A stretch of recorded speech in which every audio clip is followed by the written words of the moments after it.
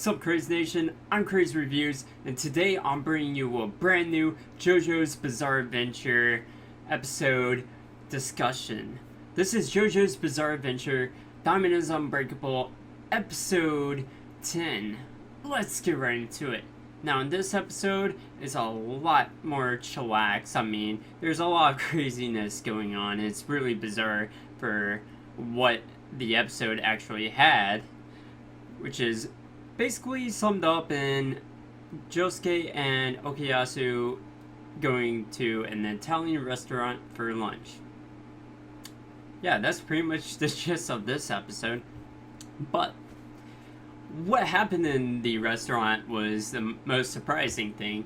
Basically, they go in, they're the only two in there, other than the chef, which is the person who not only owns the business, manages it, and everything, but he's, the chef, and he, is also the waiter from what we see.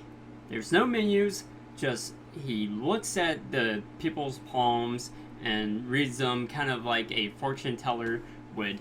So he reads Okuyasu's palm, and he determines, okay, you had diarrhea earlier, or last night, you had diarrhea, and you also have athlete's foot, you have some stiff shoulder, and he didn't sleep very well.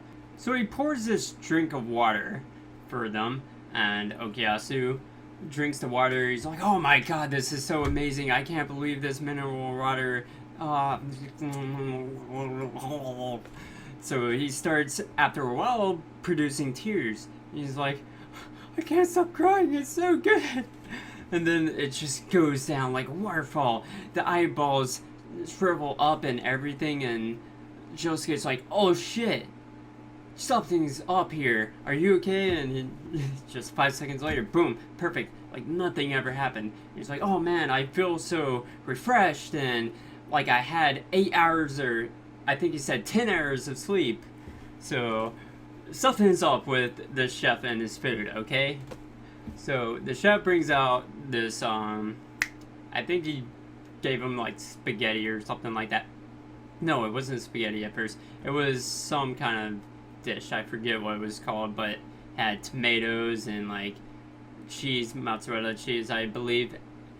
And Okuyasu starts eating that, and next thing you know, he has this like dead skin on his shoulder that he's just like scratching away at and everything, and it just keeps itching off all this dead skin, and it gets to the point where like there's a big old gash in his shoulder. Like, holy crap, this guy is going insane on his shoulder. We actually get this really gross image of Josuke holding the dead skin and saying, oh shit, it's the size of a softball. So I'm just like, dude, that's gross. Why are you touching his dead skin in the first place? Like, this guy's like, oh, cut it. You're out. Like, oh man, but like last time, boom, everything repaired, everything nice. His shoulder is so good. He's like, oh man, I feel more flexible now. I can, stretch and do all this, which I couldn't do before. So, Tonio, which is the chef, by the way, he brings out this spaghetti, which is spicy, and Okuyasu's just like, oh no, I can't have that as spicy. Yeah, I can't do spicy. But he insists that no matter what, anyone, whether they can deal with spicy food or they can't deal with spicy food, his food right there is meant to be, edible. Why did I say eatable? Don't listen to me, guys. I don't know what I'm talking about. Just kidding. But he's like, nah, it'll be edible for anyone, whether they like spicy foods or not. It'll be all good. So he's just like, nope. That's a miss. You're a smart guy, you know what you're doing, you got some great food, but this is just a miss. But he still goes for it. He's still like, just looking away at it, and next thing you know, boom, he goes to eat it. And all of a sudden, he's just complaining about how his stomach feels, he's in pain. And Josuke, at that moment, he's like, you know what, screw it, I'm going back there and I'm gonna say what's up to him. Because he ends up using his stand to like punch the spaghetti there and revert it back to its original ingredients. And obviously, he finds out that it's the use of a stand that makes everything work. Oh yeah, there was one thing he ate where his like teeth popped out because he had cavities and some teeth, and they grew back. That might have been the spaghetti thing. Yeah, actually, I do believe that was the spaghetti thing. And then after they found out the stand and everything, he was like, oh man, my stomach hurts so bad now. So Josuke was like, oh shit, he's actually about to kill Okuyasu or something. So he runs back into the kitchen and sees this horrible image of this puppy just eating some food that the chef had given to him, and boom, all the guts coming out of the puppy and whatnot, just exploding right out of him. And Josuke's like, what the literal fuck? Like, seriously, what the literal fuck are you doing to that puppy? Like, holy shit.